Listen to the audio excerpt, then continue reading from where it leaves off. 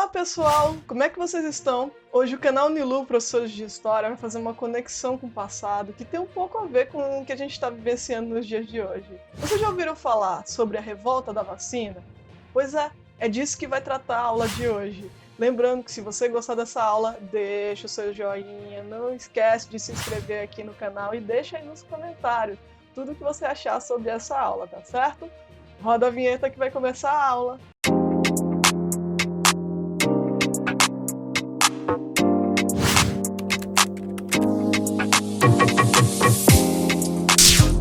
A revolta da vacina tem uma relação, assim, bem próxima entre modernidade e desigualdade, porque nesse período da história, o mundo estava vivenciando uma série de transformações nunca vistas até então.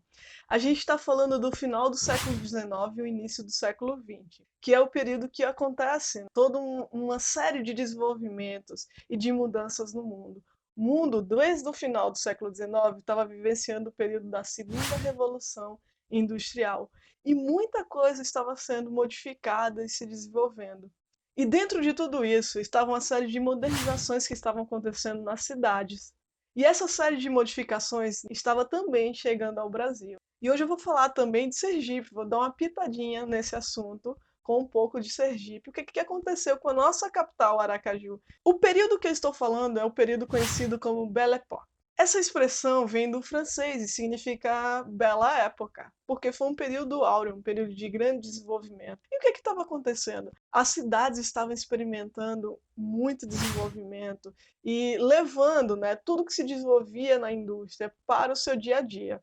Entre esse desenvolvimento todo, estava, por exemplo, a criação da energia elétrica em 1879, ou até mesmo do cinema em 1895.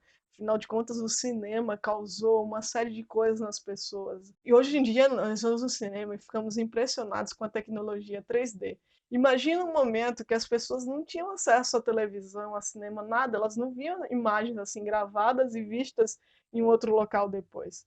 Elas estavam acostumadas a só vivenciar ou no máximo ver uma foto. E de repente elas estavam ali vendo imagens passando, né? Imagens sendo projetadas numa grande tela.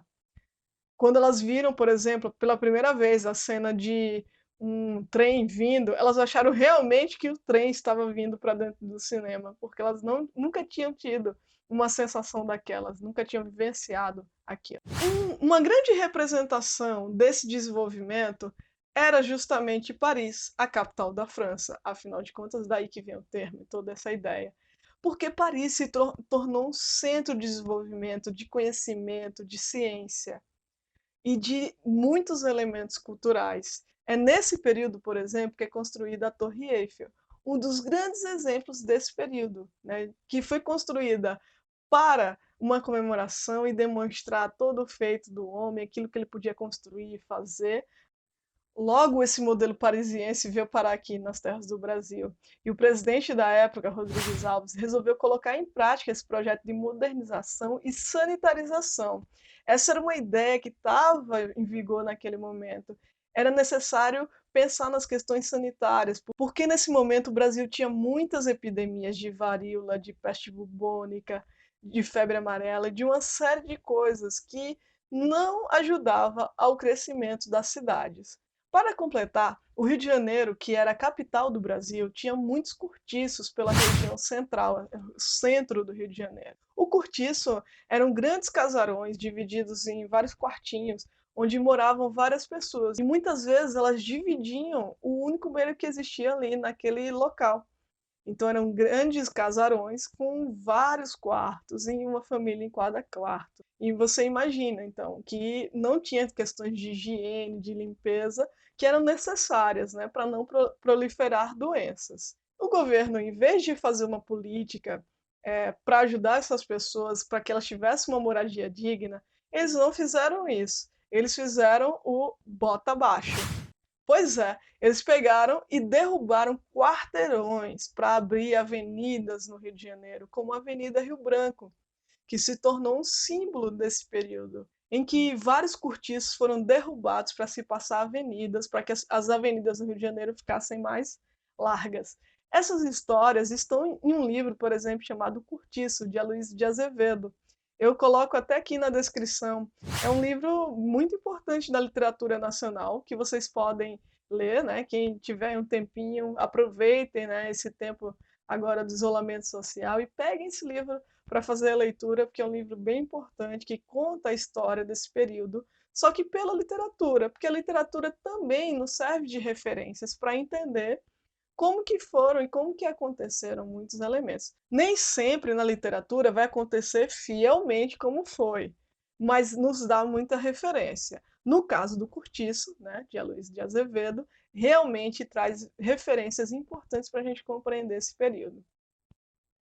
Para vocês terem uma ideia, cerca de 14 mil pessoas foram colocadas para fora de casa com essa história do bota abaixo. Essas pessoas subiram os morros e elas foram viver em casas muito insalubres, né? Casas de madeira, sem a mínima condição de moradia. Para completar, em 1904, o médico sanitarista Oswald Cruz foi nomeado para combater a febre amarela, a peste bubônica e a varíola. E por conta disso, ele convenceu o governo da época a tornar a vacina obrigatória.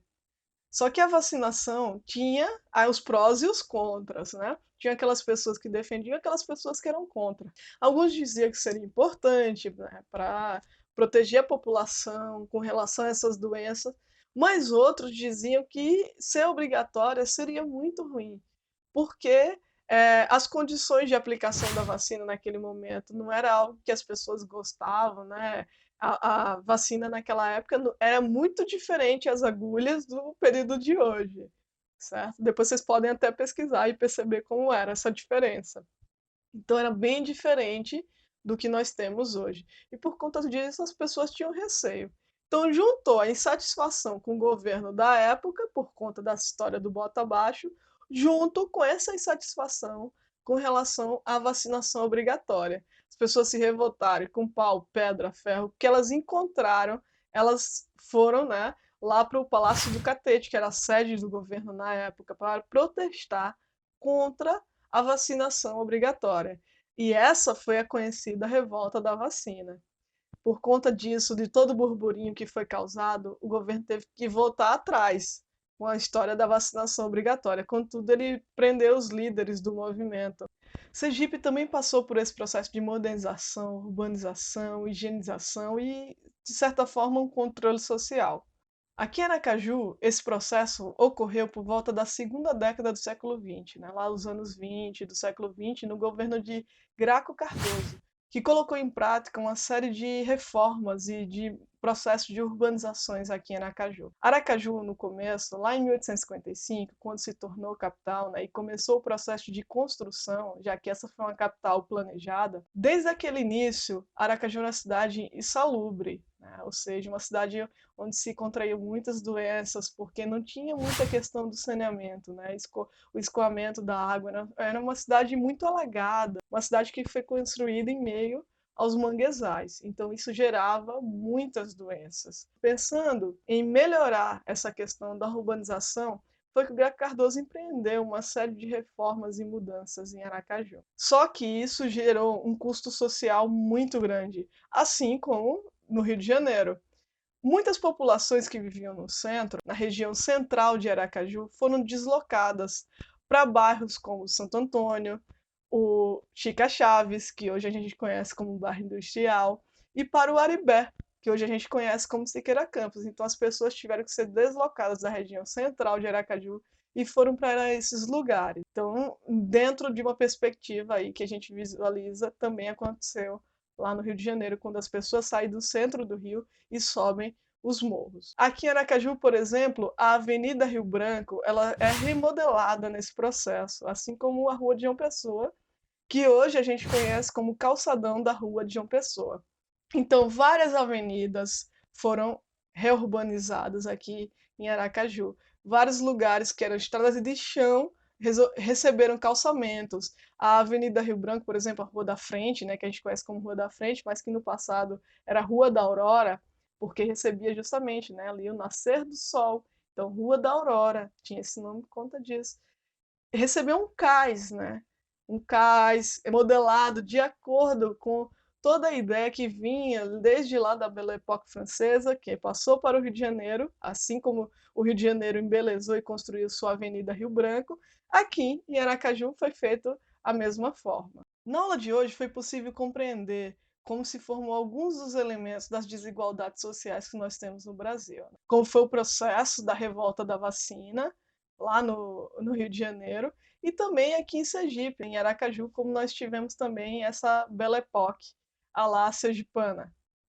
Esse processo serve para a gente compreender como foi esse início do Brasil República e como foi a relação desses nossos governantes com as desigualdades sociais que já existiam e eram muito fortes no Brasil. Lembrando que se você gostou dessa aula, deixe o seu joinha, não esquece de deixar o seu joinha. Escreve aí nos comentários o que é que você acha sobre todo esse processo que eu expliquei hoje na aula para vocês. E não se esqueça de se inscrever no canal. Cada nova inscrição ajuda bastante que a gente consiga levar para muito mais pessoas essas aulas de história. E nós nos encontramos aqui na próxima aula do canal Nilu, Professores de História.